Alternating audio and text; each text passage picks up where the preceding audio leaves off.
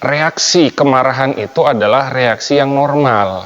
Saya pribadi tidak berasal dari lingkungan pesantren Jawa. Seseorang itu akan memusuhi apa yang tidak dia ketahui. Padahal ini kan masalah yang berbeda. Kita akan anggap mereka itu orang kasar, orang keras. Padahal bukan. Kultur pesantren kok mirip dengan feodalisme. Tidak kita pungkiri, memang ada teman-teman yang juga alumni Lirboyo. Yaitu sebenarnya mereka juga tidak setuju. Supaya apa? Bukan supaya kita bisa saling menyalahkan. Bismillahirrahmanirrahim. Assalamualaikum warahmatullahi wabarakatuh. Halo teman-teman. Kali ini kita akan bahas sebuah tema yang lagi panas-panasnya, yang sedang heboh-hebohnya, berkaitan dengan boikot Trans 7. Kenapa sih kok tiba-tiba muncul himbauan untuk memboikot Trans 7? Kita coba runut kembali teman-teman. Semua ini berasal dan bermula dari tragedi pesantren Al-Khazini. Kemudian merembet, berbicara mengenai masalah takdir, kemudian berbicara mengenai masalah struktur bangunan, lalu kemudian bicara mengenai masalah adab ke kiai, merembet ke masalah bagaimana dalam kultur pesantren itu kok tidak berani kritis. Nuansa seperti ini terus bertahan sampai kemudian muncul isu baru yang lebih panas lagi. Kemudian ada Trans 7 membuat sebuah tayangan di salah satu programnya yang mengekspos kultur budaya pesantren. Dan dilakukanlah narasi-narasi yang menyebabkan kemarahan publik, utamanya masyarakat pesantren, khususnya adalah santri Lirboyo. Nah, kenapa sih kok terjadi reaksi keras seperti itu? Yang pertama, teman-teman, perlu kita tahu bahwa memang yang mendapatkan framing atau di-capture di dalam tayangan program Trans 7 itu adalah seorang kiai besar yang secara kultur kehidupannya itu relatif sederhana sebenarnya teman-teman. Nanti akan kita cantumkan bagaimana kondisi rumah beliau yang jauh dari kata mewah. Yang kemudian di-capture bagaimana dari masyarakat atau dari santri memberikan amplop kepada kiai tersebut ketika sowan atau datang kepada beliau, mungkin minta nasihat, mungkin minta saran, masukan, dan seterusnya begitu ya. Nah, itulah kemudian yang menyebabkan terjadinya gejolak dan kemarahan publik. Kenapa? Karena memang ada secara sengaja atau tidak sengaja melakukan framing terhadap seorang kiai besar. Apalagi pesantren ini adalah pesantren yang cukup legend ya, pesantren Lirboyo. Jadi kalau menurut saya ini memang kelalaian dari pihak Trans 7 begitu ya. Nah, ada kemudian yang berkomentar begini, kenapa kok tidak bereaksi untuk masalah-masalah lain, kemudian disampaikan masalah Al-Khazini, disampaikanlah masalah celup-celup tangan di air, disampaikanlah masalah macam-macam gitu ya. Nah teman-teman, reaksi kemarahan itu adalah reaksi yang normal. Justru salah kalau misalnya kemudian kita banding-bandingkan dengan reaksi yang lain. Ibarat kata begini, ketika ada orang tua dari teman Anda dihina, kemudian Anda tidak berkomentar, kemudian ketika orang tua Anda dihina, Anda berkomentar, apakah salah? Mungkin ketika tidak berkomentar itu kurang tepat sikapnya ya, harusnya membela temannya. Tapi ketika dia bereaksi membela orang tuanya, itu bukan sebuah reaksi yang salah, begitu ya teman-teman. Jadi itu latar belakang asal muasal kenapa kok terjadi reaksi yang sangat keras. Jadi bukan semata-mata kemudian kalangan santri anti terhadap masukan, anti terhadap hal-hal baru gitu ya. Tidak. Ini perlu kita disclaimer bahwa saya pribadi tidak berasal dari lingkungan pesantren, khususnya adalah pesantren yang ada di wilayah Jawa. Dan saya pribadi memang tumbuh dalam lingkungan yang lebih egaliter.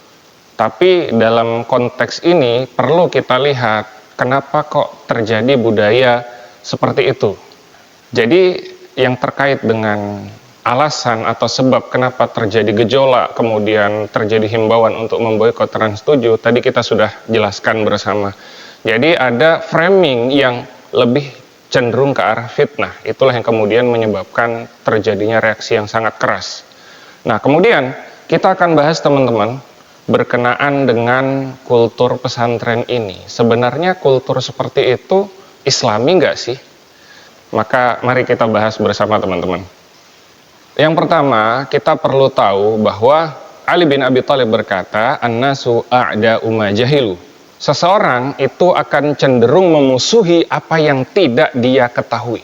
Ini poin pertama. Jadi, kalau kita tidak mengetahui sesuatu, kita melihat sesuatu, kita mendengar sesuatu, tapi kemudian kita tidak mengetahui apa latar belakangnya, apa asal muasalnya, maka jangan terburu untuk kemudian melakukan vonis. Dan di dalam kaidah fikih juga disebutkan al-hukmu ala syai'in far'un an tasawwurihi. Hukum terhadap sesuatu itu adalah turunan atau cabang dari epistemologisnya, penjelasannya. Jadi sebelum mendapatkan penjelasan, kita tidak boleh melakukan vonis. Vonis itu baru boleh dilakukan ketika penjelasan atau tasawur suatu masalah itu jelas, gitu ya. Maka baru kita layak untuk kemudian memberikan atau mengomentari masalah tersebut. Tapi yang terjadi adalah kebanyakan yang berkomentar adalah orang yang tidak paham terhadap lingkup pesantren itu sendiri. Perlu teman-teman ketahui, lingkungan pesantren Lirboyo sendiri itu adalah salah satu pesantren yang cukup kritis teman-teman, bahkan terhadap budaya feodal. Nanti teman-teman silahkan lihat, saya cantumkan di deskripsi, silahkan dibaca, link, bukan dibaca ya, silahkan diklik. Nah, kemudian teman-teman, ada permasalahan lain yang kemudian dicampur adukkan ke dalam perkara ini. Masalah misalnya, ada seorang yang ditokohkan, kemudian dia mencelup-celupkan tangannya ke dalam air gitu ya, kemudian dia dikasih amplop, itu dimasukkan ke dalam sini. Kemudian ada budaya joget-joget pada saat perayaan Maulid Nabi, dimasukkan juga ke dalam masalah ini. Padahal ini kan masalah yang berbeda gitu teman-teman. Ini menandakan bahwa memang kita itu cenderung lebih ke arah mengekspresikan kekesalan dan kemarahan sebenarnya, bukan untuk meluruskan sebuah kesalahan. Dan ini artinya kita sudah tidak objektif, kita sudah tidak adil lagi. Sedangkan Allah Subhanahu wa taala memerintahkan i'dilu huwa aqrabu littaqwa. Wa la yajrimannakum syana'an qaumin 'ala alla ta'dilu. Berbuat adillah karena adil itu dekat pada ketakwaan. Jangan sampai kebencian atau ketidaksukaan kita terhadap suatu kaum mendorong kita untuk berlaku tidak adil. I'dilu huwa aqrabu littaqwa. Berlaku adillah karena perbuatan adil itu dekat pada ketakwaan. Nah, sekarang kita masuk ke pembahasan mengenai kebiasaan atau tradisi yang ada di pesantren-pesantren khususnya yang ada di Jawa. Perlu teman-teman ketahui bahwa memang adab-adab seperti itu lahir ya, bukan dibuat-buat sendiri, tapi memang ada landasan yang kemudian dari landasan itu muncullah tradisi-tradisi tersebut, yaitu landasan dari kitab Ta'limul Muta'allim. Nah, bagi teman-teman yang berasal dari kalangan pesantren pasti sudah tidak asing dengan kitab ini. Tapi bagi teman-teman yang mungkin tidak pernah mondok, tidak pernah nyantri, atau mungkin santrinya bukan santri salaf klasik, maka mungkin tidak kenal dengan kitab Ta'limul Muta'allim ini.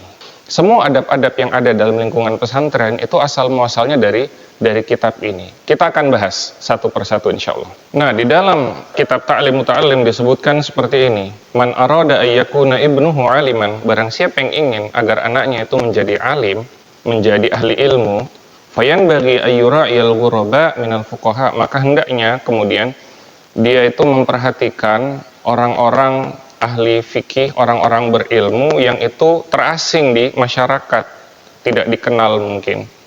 Wa yukrimahum wa yu'tiyahum, maka hendaknya ia memuliakannya dan juga memberikannya. Jadi budaya kemudian dari pihak kalangan santri atau masyarakat yang ingin mendapatkan keberkahan ilmu, itu kemudian banyak yang melakukan atau memberikan sesuatu, bukan hanya amplop teman-teman. Wa yu'azzimahum, dan menghormati, memuliakan, mengagungkan mereka, wa yu'tiyahum syai'an, dan juga memberikan mereka sesuatu. Mohon maaf, tadi wa yut'imahum teman-teman, dan memberikan mereka makan, jadi memberikan mereka makanan gitu ya, kemudian memberikan mereka sesuatu. Fa in lam yakun ibnuhu aliman kana hafiduhu aliman, kalaupun bukan anaknya yang menjadi ahli ilmu, nanti insya Allah cucunya yang akan menjadi ahli ilmu. Nah, itu disebutkan seperti itu dalam kitab Ta'lim Muta'allim. Kemudian di dalam pembahasan yang lain atau di dalam paragraf yang lain disebutkan seperti ini, wa min tauqiril muallim, dan di antara bentuk menghormati seorang guru ya, dan penghormatan terhadap guru ini penting teman-teman, karena banyak orang yang gagal dalam belajar itu disebabkan dia tidak menghormati atau memuliakan gurunya. Saya yakin teman-teman sudah paham akan hal ini ketika melihat bagaimana kultur murid-murid kita, para pelajar kita sekarang ini ketika berhadapan dengan gurunya. Jadi di antara bentuk menghormati dan memuliakan guru di dalam kitab Ta'limul Muta'allim, alam amamahu, hendaknya dia tidak berjalan di depannya, gitu ya. Jadi di depan seorang guru itu tidak berjalan, apalagi berjalan biasa saja, itu termasuk hal yang kurang adab kalau dalam perspektif kitab Ta'limul Muta'allim ini. Wala yajlisa makanahu, dan tidak duduk di tempatnya, wala yabtadi al-kalam indahu illa bi'idnihi, kemudian tidak berbicara di hadapannya kecuali minta izin terlebih dahulu. Wala yakthirul kalam indahu, tidak banyak berbicara di hadapannya. Wala yas'ala syai'an inda malalatihi, dan tidak menanyakan sesuatu ketika dia lagi capek, dia lagi dalam kondisi bosan dan seterusnya. Itu jangan sampai kemudian kita justru minta sesuatu atau bertanya sesuatu. Waru'iyal waqta, dan hendaknya memperhatikan waktu dari gurunya tersebut, dari orang ahli ilmu tersebut. Waliyadukul bab, dan dia tidak mengetuk pintu. Perhatikan teman-teman, bal yasbiru hatta yakhruj, tapi dia harus sabar menunggu saja di luar sampai ahli ilmu itu keluar dari rumahnya, baru dia mungkin bertanya atau dia meminta sesuatu gitu. Ini bagaimana adab yang diajarkan dalam kitab Ta'lim Muta'allim. Nah, kemudian falhasil, maka kesimpulannya annahu yutlabu ridahu, bahwa seorang pelajar, seorang pembelajar itu harus meminta keridhaan dari gurunya. Ya. Wa yajtanibu sukhtahu, dan juga menjauhi hal-hal yang bisa menyebabkan guru itu marah. Wa yamtathilu amrahu, menjalankan arahannya min ghairi maksiatillahi ta'ala, selama arahan itu tidak masuk dalam kategori maksiat pada Allah Subhanahu wa taala. Wala ta'ata li makhluqin fi maksiatil khaliq, dan tidak ada ketaatan pada makhluk pada hal yang berkaitan dengan maksiat pada Allah Subhanahu wa taala. Jadi teman-teman, kalau kita baca dari kitab Ta'limul Muta'allim, sejatinya tidak ada yang aneh begitu ya berkaitan dengan apa yang menjadi tradisi atau kultur di pesantren-pesantren yang ada di wilayah Jawa. Hanya mungkin yang perlu kita catat di sini adalah adanya perbedaan kultur, bagaimana cara memuliakan dan bagaimana cara menghormati. Yang jadi permasalahan adalah kemudian ketika kita mengukur suatu kultur atau budaya dengan kacamata dari budaya kita sendiri. Sebagai contoh, bagi saudara-saudara kita yang berasal dari Sumatera Utara, mungkin berbicaranya dengan suara yang keras, tapi bukan berarti kemudian kasar, bukan berarti orang itu kemudian marah gitu ya. Tidak, hanya saja ya memang itu sudah menjadi kultur budayanya. Kita bayangkan kalau kita yang dari Jawa kemudian mengukur orang-orang yang ada di Sumatera Utara dengan budaya kita, apa yang terjadi? Kita akan anggap mereka itu orang kasar, orang keras, padahal bukan.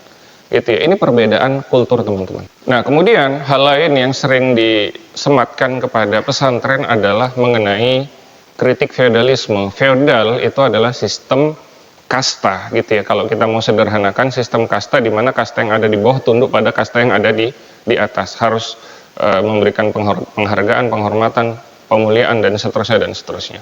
Nah, kemudian dilihat kultur pesantren kok mirip dengan feodalisme, akhirnya dicaplah sebagai kultur feodal gitu. Nah, teman-teman perlu kita tahu ya, kembali ke pesantren yang kemarin mendapatkan framing negatif, yaitu pesantren Lirboyo. Ternyata di dalam lingkup pesantren Lirboyo sendiri itu dilakukan diskusi-diskusi, perdebatan-perdebatan mengenai feodalisme gitu ya.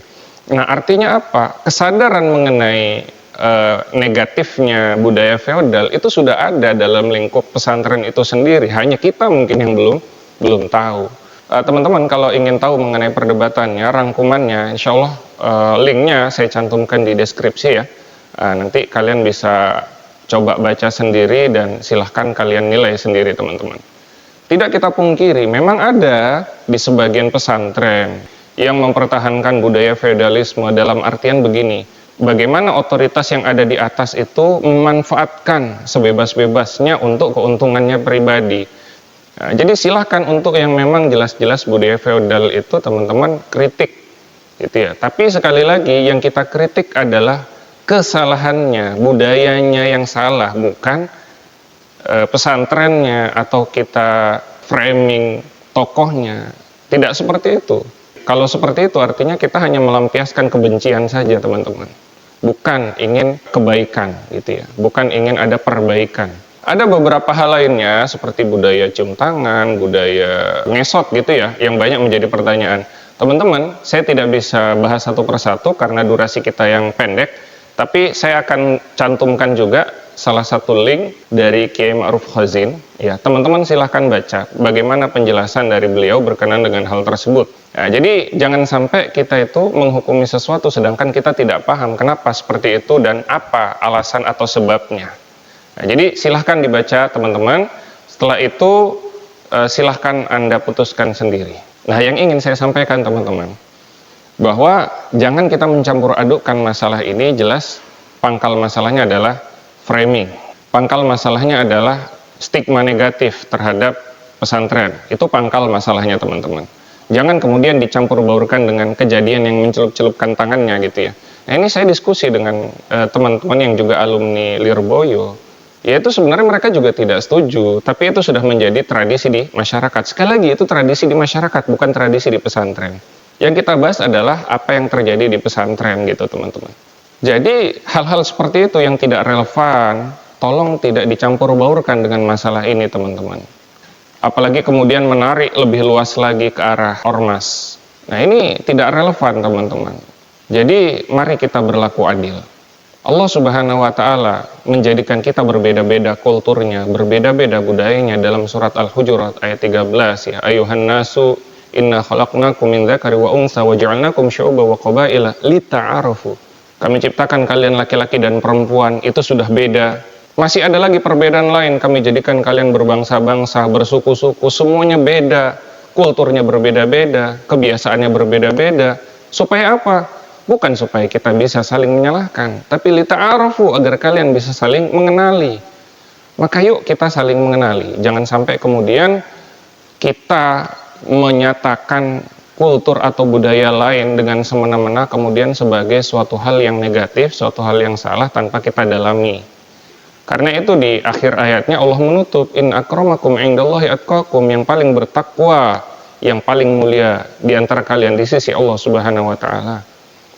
Dan takwa itu tidak ada yang tahu teman-teman selain Allah Subhanahu wa Ta'ala. Artinya apa? Kita tidak punya hak untuk melakukan vonis begitu semata-mata hanya karena kebiasaan dan budaya kita berbeda. Jadi itu teman-teman, mudah-mudahan bisa mencerahkan kita semua, karena banyak masalah-masalah penting lain yang harus kita pikirkan teman-teman. Ini masalah Palestina saja belum selesai. Setelah dilakukan perjanjian gencatan senjata, sudah banyak hal yang dilanggar oleh Zionis.